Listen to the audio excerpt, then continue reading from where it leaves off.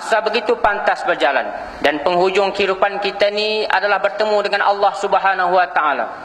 Maka di atas mimbar yang mulia ini, saya ingin ingatkan kepada mereka yang bergelar jutawan, hartawan, mereka yang dipanggil sebagai orang kaya, hati-hatilah dengan kekayaan yang kamu miliki. Kerana kebanyakan kekayaan itu akan menjerumuskan manusia ke neraka Allah.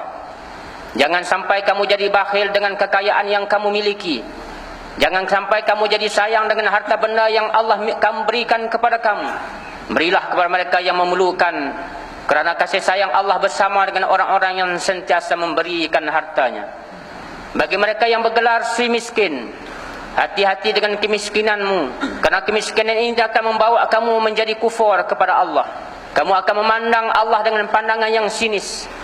Kamu akan berburuk sangka dengan kemiskinanmu. Maka bersabarlah dengan kemiskinan yang menjadi ujian terhadapmu.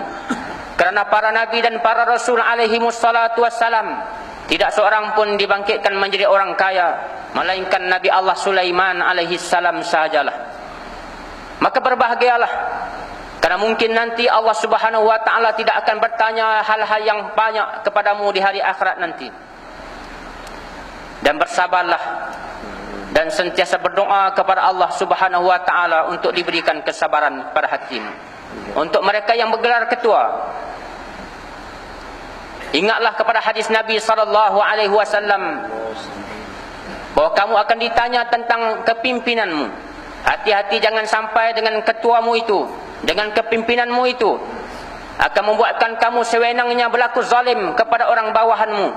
Hati-hati jangan sampai kamu bersesuka hati berlaku zalim kepada orang bawahanmu, kerana kezaliman itu akan membuatkan kamu menjadi kegelapan di hari kiamat. Berapa banyak orang yang zalim di dunia ini telah dihancurkan oleh Allah Subhanahu wa taala kerana kepimpinannya. Dan doa orang zalim, doa yang sangat mustajab di sisi Allah Subhanahu wa taala, walaupun dia seorang Yahudi, seorang kafir musyrik kepada Allah Subhanahu wa taala. Untuk mereka yang bergelar pekerja, yang makan gaji di swasta ataupun kerajaan, hati-hati dengan rezeki yang kamu dapat daripada pekerjaanmu. Jangan sampai kamu memberi masa yang lain dalam hal pekerjaanmu.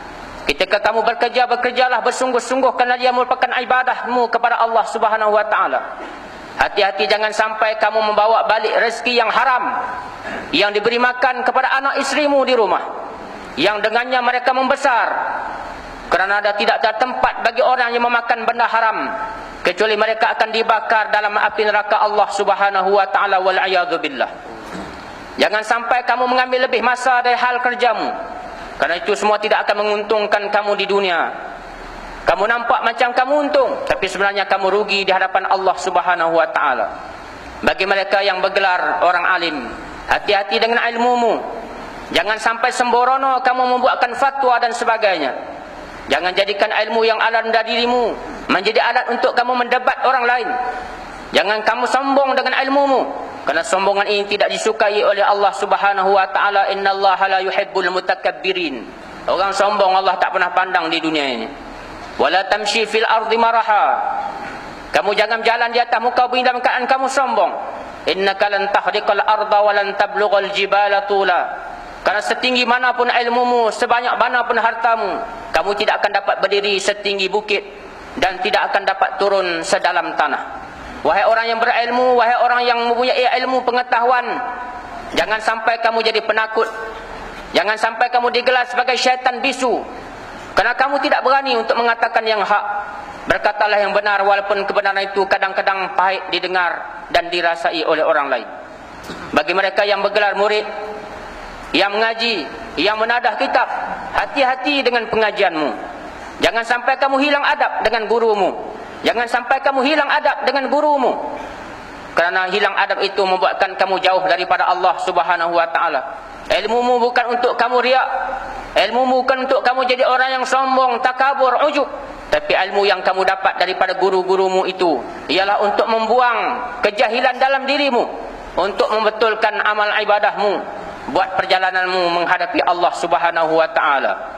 Untuk mereka yang menjadi pengurus masjid surau, hati-hati dengan jawatanmu, kerana jawatan-jawatan itu juga akan ditanya di hadapan Allah Subhanahu wa taala.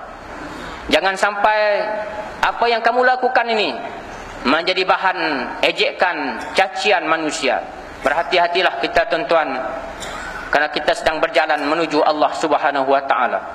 Kita tidak hidup lama di dunia ini. Kita nak kena mati. Kita suka ataupun kita tidak suka. Kita bersedia ataupun kita tidak bersedia. Kita tahu ataupun kita tak tahu kematian itu. Tapi maut pasti akan menghadapi kita. Dia akan mai dekat kita. Dan kita akan mati dan bertemu dengan Allah Subhanahu wa taala. Jangan sampai ketika berlaku kiamat yang disebutkan dalam suratul Waqiah, ketika manusia terjadi itu 3 golongan.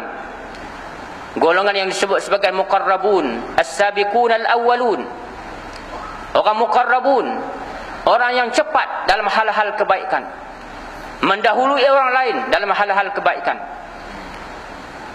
Ada golongan yang disebut sebagai ashabul yamin, yang kebaikannya tidak dapat menandingi orang-orang yang terdahulu yang baik ini. Mereka masih dihisab di hadapan Allah Subhanahu wa taala. Ataupun kita termasuk golongan yang ketiga, yang disebut sebagai ashabus shimal, yang pastinya nanti mendapat kecelakaan daripada Allah Subhanahu wa taala. Sebelum perjalanan itu sampai, marilah kita bersedia dengan segala kelengkapan ilmu dan iman kepada Allah. Jadikanlah semua urusan yang kita buat menjadi ibadah kepada Allah Subhanahu wa taala. Ikhlaskan kerja buat kita kerana Allah dan patuhi syariat yang dibawa oleh Nabi sallallahu alaihi wasallam. Dan jangan jadi orang yang ganggu urusan masjid. Jangan jadi manusia yang suka ganggu orang nak datang masjid. Dan jangan jadi penghalang orang nak mai rumah Allah Subhanahu wa taala. Karena penghalang-penghalang ini akan cepat masuk ke dalam neraka Allah jika mereka tidak bertaubat kepada Allah dan memohon ampun di atas dosa mereka.